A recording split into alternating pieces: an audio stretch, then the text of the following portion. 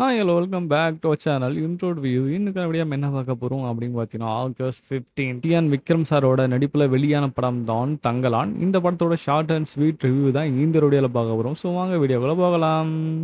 இந்த வேலையை செய்யறதுக்கு நம்மளை விட்ட வேற ஆளே கிடையாதான்.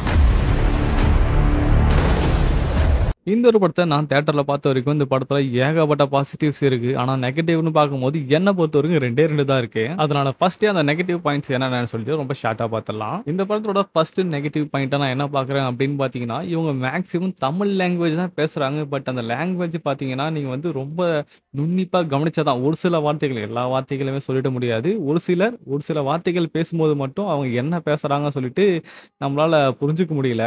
கிளமன்துரை அவரு உங்க உபகாரம் நாடி இந்த கிராமத்துக்கு விஜயம் பண்ணிருக்கார்.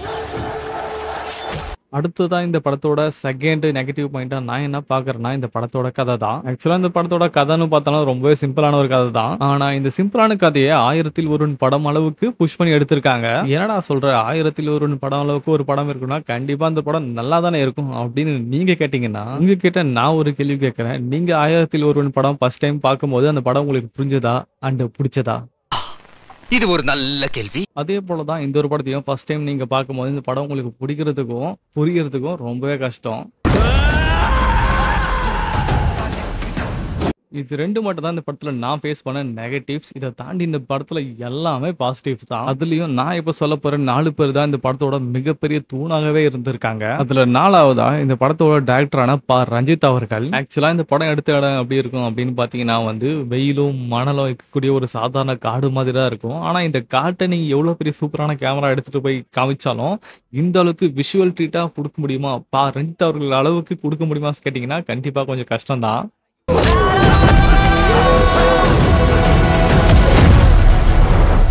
அடுத்தது இந்த படத்தோட மியூசிக் டைரக்டரான ஜிவி பிரகாஷ். இந்த ஆள் எதுக்கு ஃபர்ஸ்ட் ஆஃப் ஆல் மூவில நடிக்கிறாருன்னே தெரியல. அடுத்த 5 வருஷத்துக்கு மட்டும் இவர் மூவி நடிக்கிறதெல்லாம் விட்டுட்டு மியூசிக்ல மட்டும் கான்சென்ட்ரேஷன் பண்ணா இப்போ மியூசிக்ல டாப் ஸ்டாரா இருக்கக்கூடிய ராக் ஸ்டாரான அனிருத்தியே தூக்கி சாப்பிட்டுருவாரு. அந்த அளவுக்கு இந்த ஆளுக்கிட்ட சரக்கு இருக்கு. இதை இந்த படத்துலயே உங்களால தெளிவாகவே பார்க்க முடியும். அதுவும் இந்த படத்தோட கடைசி 30 நிமிஷம்லாம் உங்களோட காது கீழ அளவுக்கு மியூசிக் போட்டிருக்காருங்க.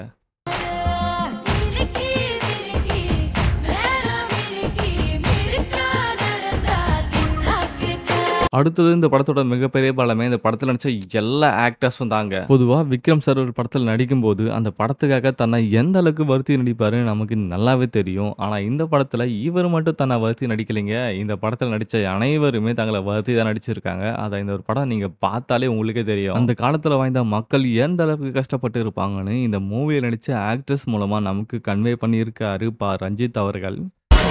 எல்லாம் புரியும் மாய சூனியக்காரன் யாராம்? சூனியக்காரன் இல்ல சங்கோனே, சூனியக்காரி. அடுத்தது இந்த படத்தோட மிகப்பெரிய தூணே யாரு அப்படின்னு பாத்தீங்கன்னா இந்த படத்தோட எடிட்டிங் டீம் தான். எடிட்டிங் டீம் சொன்னதும் எல்லாரும் வந்து விஎஃப்எக்ஸ் டீம் நினைச்சிடாதீங்க. ஏன்னா இந்த படத்துல விஎஃப்எக்ஸ் படு கேவலமா இருக்கும். அப்புறம் இந்த ஒரு பாயிண்ட் நெகட்டிவ் பாயிண்ட்ல நீ சொல்லல அப்படின்னு கேட்டீங்கன்னா, இது நெகட்டிவ் பாயிண்ட்ல சேர்க்க கூட தகுதி இல்லாத ஒரு விஎஃப்எக்ஸ் தான் இந்த ஒரு படத்துல உங்களால இந்த டைம்ல இந்த காலகட்டத்தில் உங்களால பார்க்க முடியும். அதனாலதான் இந்த ஒரு பாயிண்ட்டை நான் நெகட்டிவ் பாயிண்ட்ல கூட ஆட் பண்ணல. பட் இந்த படத்துல விஎஃப்எக்ஸ் தாண்டி எடிட்டிங் பக்காவா பண்ணியிருக்காங்க. இந்த படத்துல ஏகப்பட்ட சீன்ஸை வந்து உங்களால எடிட்டிங் பார்க்க முடியாது.